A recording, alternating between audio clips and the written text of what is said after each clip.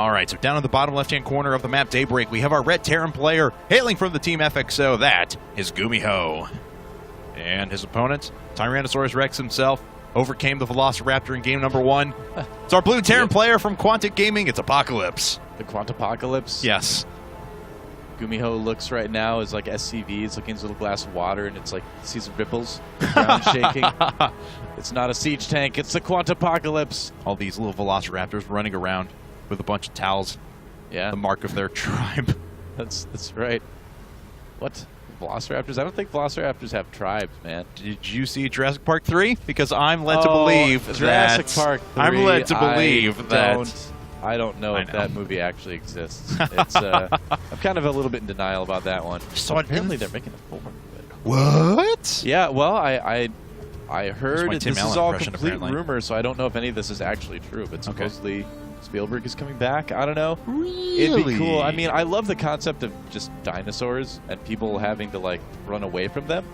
It's fun. It's a solid concept. It's a great concept, yeah. Yes. And it's been proven to work many times. But, yeah, 3 and, well, 2 to a certain extent, 2 weren't very good. So, no.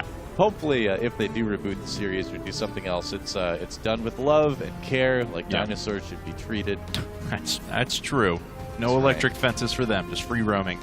Free-range dinosaurs? Yes. Only the finest free-range dinosaur meat, I'm told, is the best. It's better than that those dinosaur farms, you know? Well, it doesn't have all those chemicals pumped into it and all that, you know? It's true. When you really want the finest Brontosaurus burger. That's true. Just ask Fred Flintstone, man. He'll tell you. It's true. That guy. What a card. That guy. That Fred Flintstone. And I just have all these weird images of him running around with rock cars with his feet. Oh, yeah, man. That's a good way to go. Hey, both players. Exercise. Both players are going for a gasless fast expand here. Yep, not too surprising. It is Daybreak. A lot of players do like to get their macro going a little bit earlier on this map, so no shock there really from either player. And I'm curious to see, though, what they're both going to decide to try to do with this, because last time we saw very, very different strategies. We saw Mech from Apocalypse, and we saw Bio from GuMiho. And look at this, GuMiho making that second supply depot before his command center, it looks like, too. Yeah, it's interesting. He had it timed out pretty well, though, to go ahead and send one SCV up to scout and check for proxies, which is what he did. And as soon as he got back, he basically had exactly 400 per command center. But of course, it does delay it, and we see Apocalypse going after double gas right away as well. It's interesting. You don't really see a lot of that delayed one-racks expand like that. You know, usually it's, well, no, I take it back. Never mind. For some reason, I'm getting my my command center burst timings confused. So that was actually fairly normal by GuMiho. Actually, it's not really a big deal either way. Because Apocalypse is spending money in gas right now, making sure that he did finally finish up his second supply depot. Had to cut SCVs for just a second, but nothing too bad. Gets his factory out very quickly. GuMiho, of course, going up to 3 racks, just still off of no gas. Yep, that's right. So it's if Apocalypse goes Banshees, it's going to be a while before GuMiho's Marines are well-equipped to deal with those. He's going to have strength in numbers, maybe, but he's not going to have combat shields. He's not going to have stims, certainly. Not going to have any upgrades, so might be a bit of a difficulty there. Oh, GuMiho not quite getting in the base, but how far did he get in? He did not see really much of anything, although the reactor on the barracks should tip him off that there is some teching going on behind this. We'll see if he specifically picks up on what kind of tech it's going to be here in a bit. Yes, he does, and he's finishing up his barracks as well. We're sort of accumulating gas quite a bit. He is scanned. Apocalypse sees the 3 racks, sees the gas just coming up. Yep, so will Apocalypse change anything? Well, we'll find out. He has a starport coming up along next to a tech lab as well, so it still looks like it's going to be Banshees of some kind. Yep, it's going to be going Cloak Banshees here. In all likelihood, a scan going down for GuMiho, and it sees everything. Yeah. Yeah, so GuMiho should know exactly what he's up against. In fact, look at that. Engineering bay already almost completed for GuMiho. So yeah, just by seeing that reactor at the front, that's a good indication that there's a chance your opponent is going Banshees. A lot of times you see Banshee builds paired with the reactor on the first barracks. Yeah. So GuMiho was already preparing for it, but now he should be quite well off with this. We'll probably see him put a turret down in each mineral line here.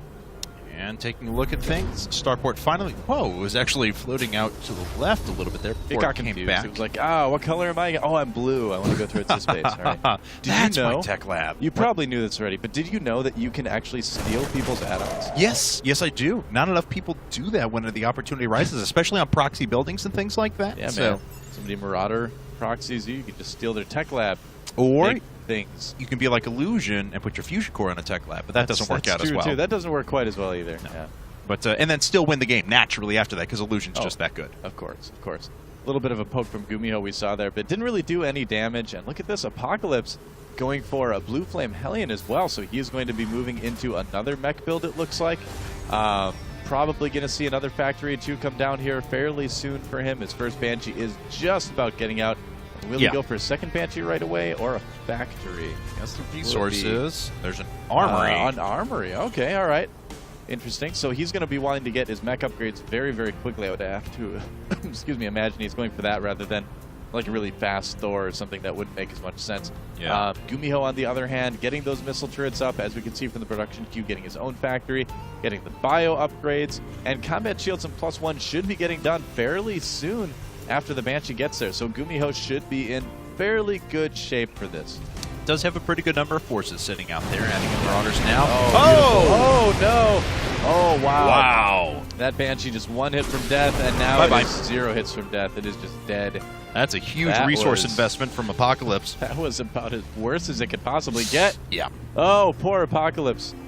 All right. Well, he hasn't scouted out the third base. It's already finished up for GuMiho now, but he himself is going to a third as he plops down a second factory. Yeah. Already has +1 vehicle weapons coming up. This is a really fast expanding for a mech player. It's kind of cool to see. Obviously, with this, you're going to have less factories out, but I like that he's going for upgrades along with this. This is kind of a little bit different of a mech style than we usually see in TBT, or at least that I've seen recently with it. I'm going to be watching it quite closely, as it is pretty neat. In that it gets you those upgrades quickly, it gets you some expansions fast. Those Banshees, man. Somebody needs to warn those guys about missile turrets. Oh, no! Oh, man! Another one off to the side. Yep. Looks like, combat shields is done for those Marines, so of course And they do take +1. 3 hits as well. Yeah, they'll be able to dispatch that Banshee very quickly. This is a giant investment for Apocalypse that has just not paid off yet. Oh! Oh, bye-bye, Marine. It was a valiant effort, though. Yeah. Maybe it wasn't the best idea to attack that for that Marine, but he just got so excited, I mean, you're just out there in the wilderness. Oh, wow. You're like, I just want to shoot at a plane, and already that's what he 4 did. factories up now for Apocalypse. Not using that starport quite yet. There it drops down on the reactor. Well, with that third base coming out fairly quickly, in theory, for Apocalypse, he can afford to support all this and continue to get upgrades.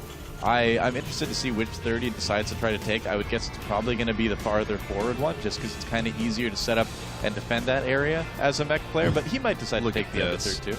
And GuMiho, well prepared. Yeah, he's going to be driven away here in just a second. Already turning around, Vikings starting to tear after the medevacs, but very smartly, Apocalypse moves away, doesn't want to get the Viking killed.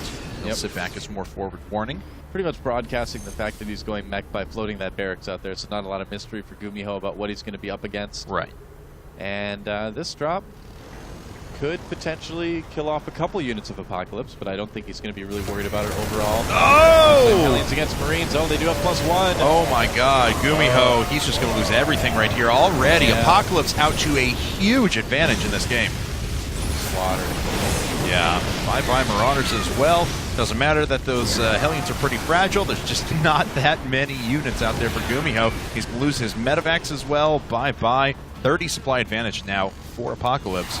Yep, and this is pretty surprising. I mean, GuMiho is having a really tough time playing against this style from Apocalypse. It is a bit unique, I will say that. Not something that GuMiho has probably run into a whole lot, but he's kind of struggling a little bit against this. He's not been able to do really any early damage. He hasn't been able to maybe expand quite as easily as he would hope past that third base we saw last game. And Apocalypse, for those of you who don't know, this guy is, well, he was at least traditionally, probably still is, a big ladder player. He loves to ladder. I would see people hit him all the time when I was in Korea. and he has tried to get into Code A a couple times, but hasn't quite been able to do it. Doing some damage here at the third base, too. Yeah, wow, this is actually paying off for him now as, but a couple of Marines are out, and unfortunately that's going to drive everything away. Yep. GuMiho has landed a factory over at his opponent's third, but of course, Apocalypse is putting up 2 more command centers. He's going to be on 5 base in a second. He's already saturated the pocket expansion. Another drop coming in for GuMiho around the right-hand side of the map, though. You know what? Apocalypse's forces are pretty out of position with this, so GuMiho's got a good opportunity to maybe do some damage with this drop. And he's splitting one medevac out. Where will he decide to send it? He could kill off a lot of gatherers right there. Yes, he drop could. in multiple places at once. Nope, rejoining. And where's that army from Apocalypse going? It looks like it's going towards GuMiho's third. Yeah, and there's not really a lot in the way here. We do have a missile turret overhead, but that's going to get shot down momentarily. Oh, that's so many SCVs that could die. Oh, the humanity. Oh, no. That's a slaughter. Okay, well, here comes GuMiho into his opponent's base, but he picked back up. He wants to make his way around the forces that are already positioned to defend. Looks like Apocalypse, we'll see how much losses he takes here. He's already pulling away his SCVs, though. Well, if you can kill off these refineries, that wouldn't be too bad either. You do need a lot of gas to go mech. Yeah. But GuMiho losing far more here, losing that command center probably soon. And only killing a couple refineries and a supply depot. He does get a couple SCVs here. Yeah. In fact, Quantic.Apocalypse here running his SCVs into siege tank fire.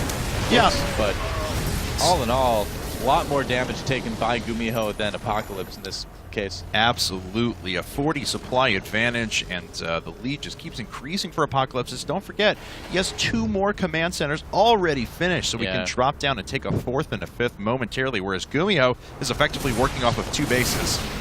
Oh, big stim from the units in GuMiho, but he just does not have what it takes to take out this army. No. I like that Apocalypse. Oh, maybe he does. Nice reinforcements from the south here. Oh, but the siege tank fire is devastating, and the bio units melt. GuMiho takes out a few of the Hellions, which are buffering the damage, but remember those handful of Marines that Apocalypse made at the beginning of the game? Yeah, they're still there, and they're still getting kills. Yeah, that's the thing, is he's doing a good job making these Marines last as well, and that's not even his full forces. As we can see, he's got a decent little army at the third base as well.